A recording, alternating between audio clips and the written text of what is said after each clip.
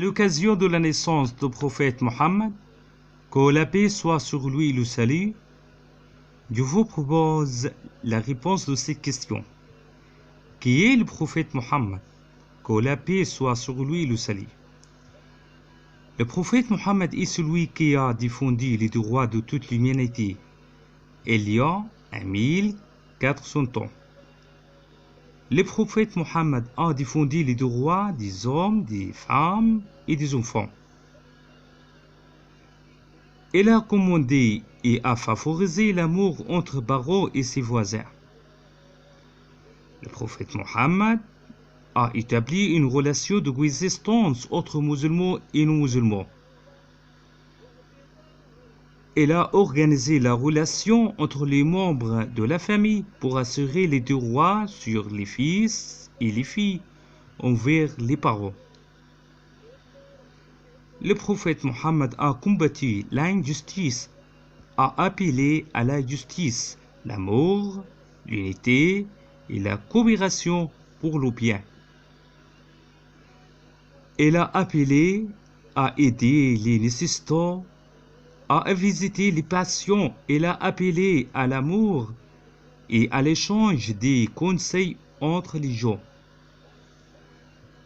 Le prophète Mohammed interdit, par des ordres de Dieu, les turpitudes et les grands péchés tels que le vol, le mensonge, la torture et l'assassinat. Le vrai musulman ne vole pas. Le vrai musulman ne ment pas. Le vrai musulman ne boit pas d'alcool. Le vrai musulman ne commet pas d'adultère. Le vrai musulman ne triche pas.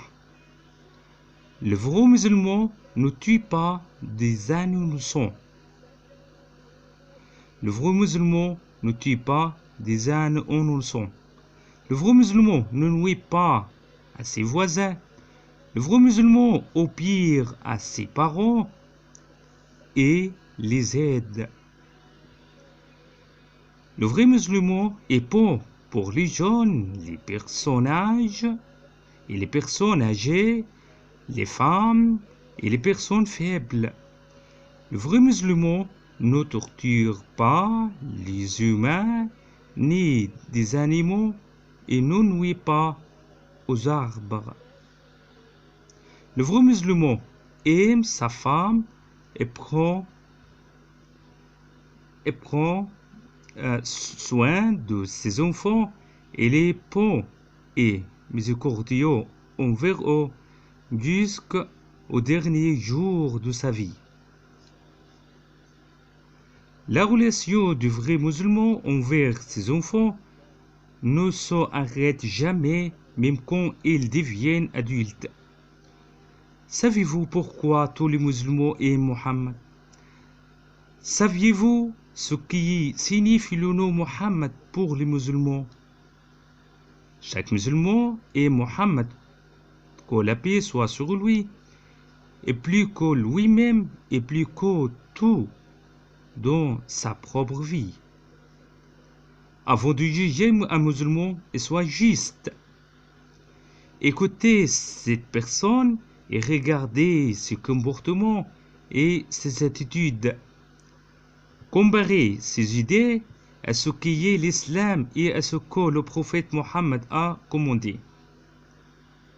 Si vous pensez que ces pensées sont typiques à celles de l'islam et du prophète Mohammed, comparez ces pensées avec ses actions. Sont-elles conformes les unes aux autres?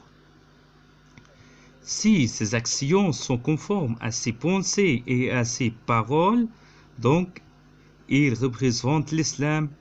Sinon, ils s'appellent musulmans, mais ne présentent pas l'islam. Mohammed, que la paix soit sur lui et le salut, est loin de l'extrémisme et du mensonge. Et au revoir pour faire attention et merci beaucoup et à la prochaine. Au revoir.